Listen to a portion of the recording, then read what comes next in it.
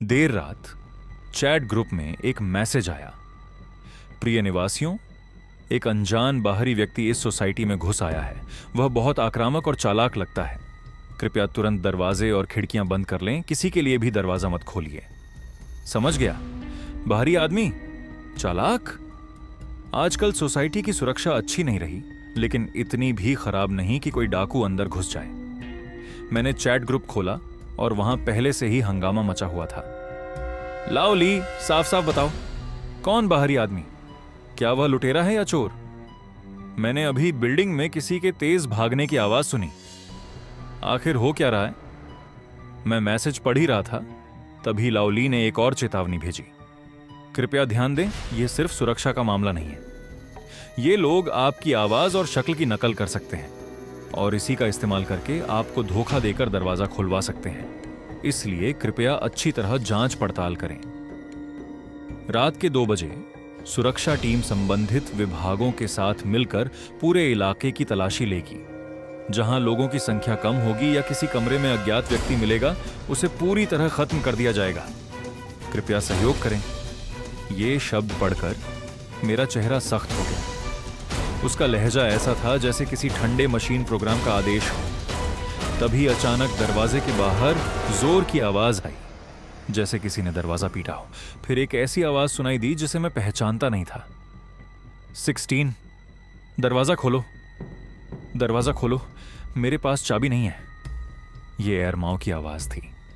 एरमाओ मेरा दोस्त था जो पिछले 3 साल से मेरे साथ रह रहा था। उसे रात में इंटरनेट कैफे जाना बहुत पसंद था और आज भी वही हुआ था।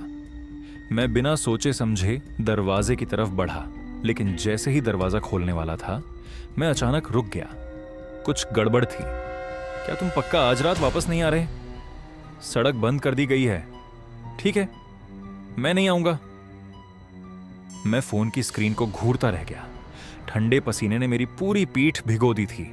तो फिर दरवाजे के बाहर आखिर वो चीज क्या थी?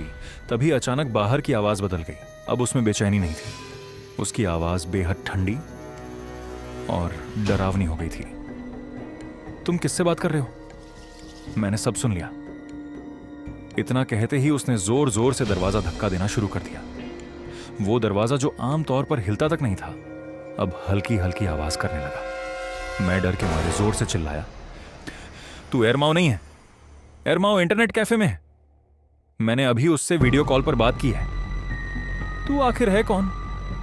दरवाजे के बाहर अचानक पूरी खामोशी छा गई। काफी देर बाद वो आवाज फिर सुनाई दी, लेकिन इस बार वो एरमाओ की आवाज नहीं थी। वो आवाज ऐसी थी जैसे कोई नाखून से कांच खरोंच रहा है। मुझे पहचान लिया गया। कितना अफसोस, बस थोड़ा सा बाकी था। मैं डोराई से उसे लगातार घूरता रहा। तभी कॉरिडोर की सेंसर लाइट एक पल के लिए जली। उसके चेहरे पर एक बेहद अजीब मुस्कान थी। अब जब तुमने पहचान लिया है तो मुझे कोई दूसरा अच्छा बच्चा ढूंढना पड़ेगा।